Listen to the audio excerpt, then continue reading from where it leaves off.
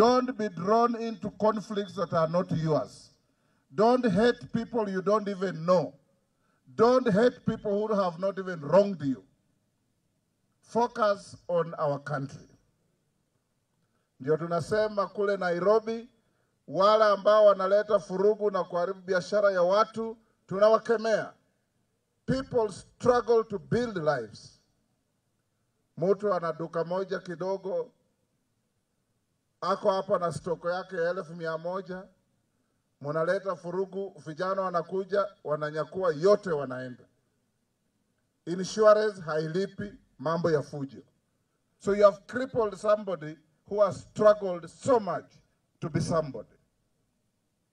Ndio tunasema nchi yetu hii, hata mapolisi wetu, we can't use an incident of one policeman to condemn the entire police force.